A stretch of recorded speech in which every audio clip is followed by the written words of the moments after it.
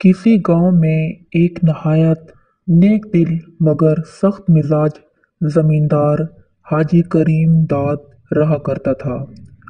उसके पास वसीओ अरीज ज़मीनें, कई मुलाजिम, मवेशी और हवेलियां थीं, मगर उसकी असल दौलत उसकी इकलौती बेटी ज़ैनब थी। नेक, शरीफ, पढ़ी लिखी और नरम दिल लड़की। ज़ैनब अपनी माँ के इंतकाल के बाद बाप की आंखों का तारा बन गई थी। हाजी करीम दाद उसे दुनिया की हर खुशी देना चाहता था, लेकिन उसके दिल में एक खौफ हमेशा छाया रहता कि कहीं दुनिया की चमक दमक उसकी बेटी के दिल को खराब ना कर दे। एक दिन सुबह सवेरे जमींदार अपनी बेटी को साथ लेकर खेतों में गया। गांव के किसान बीज बो रहे थे, कोई हल चला रहा था, कोई पानी लगा रहा था। ज़ैनब ने पहली बार अपने बाप की ज़मीनें इतनी करीब से देखीं। ज़ैनब ने पूछा, अब्बा जान, ये सब आपके लिए काम करते हैं, मगर उनके चेहरों पर खुशी क्यों नहीं? हाजी साहब ने गहरी सांस ली। बेटी, गरीब आदमी के चेहरे पर खुशी कम ही आती है। उनकी जिंदगी मेहनत से शुरू होती है और मेहनत पर ख़त्म। हम उनको हक देते हैं, मगर गुर्बत उनका साया है। ज़ैनब ने चुपचाप इन मजदूरों की तरफ देखा, दिल में कुछ टूट सा गया। शाम के वक्त वो दोनों वापस लौट रहे थे। रास्ते में एक बूढ़ी औरत दरख्त के नीचे बैठी रो रही थी। ज़ैनब ने फौरन उतर कर पूछा, अम्मी जान, क्या हुआ? आप क्यों रो रही हैं?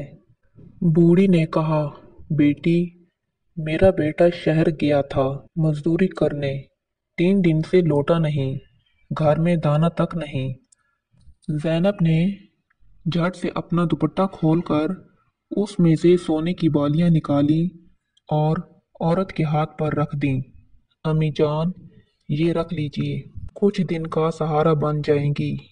बूढ़ी औरत ने आंखों में आंसू भरकर दुआ दी, अल्लाह तुम्हें दुनिया की हर खुशी दे बेटी। ये सब हाजी करीम दाद खामोशी से देख रहा था। घर पहुंचकर बोला, ज़ैनब, तुम्हें पता है तुमने क्या किया? ये जेवर तुम्हारी माँ की निशानी थी। ज़ैनब ने मुस्कुराकर कहा, अब्बा, माँ की निशानी अगर किसी के आंसू पूछ दे तो यही सबसे बड़ा सदका है। हाजी साहब के दिल पर जैसे किसी ने चिराग जला दिया। वक्त गुजरता गया। जमींदार की जमीनें खूब फल फूल रही थीं, मगर उसके करीबी अजीज, खास तौर पर चचा नज़ीर, हमेशा हसद में जलते रहते। नज़ीर ने अपने बेटे नईम को जमींदार की बेटी से शादी के लिए तैयार किया ताकि वो दौलत पर कब्जा कर सकें। एक दिन वो रिश्ता लेकर आए। जमींदार ने सोचा, खानदान का रिश्ता है, बुरा नहीं, मगर ज़ैनब की रजा के बगैर कुछ नहीं। जब ज़ैनब से पूछा गया, उसने कहा, अब्बा जान, नईम दिल से बुरा आदमी नहीं लगता, मगर उसकी आंखों में मोहब्बत नहीं, सिर्फ लालच है। मैं किसी ऐसे इंसान के साथ नहीं रह सकती जो दौलत को इंसान से बढ़कर समझे। ये सुनकर हाजी साहब ने फख्र से सर उठाया, अल्लाह का शुक्र है मेरी तरबियत ज़ाया नहीं गई। चंद महीने बाद हाजी साहब बीमार पड़ गए।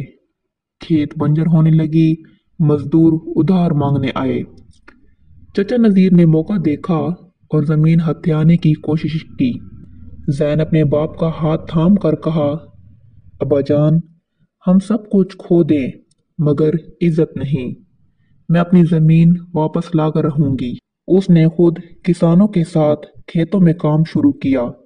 गांव की औरतें पहले हैरान हुईं, फिर उसके साथ शामिल हो गईं।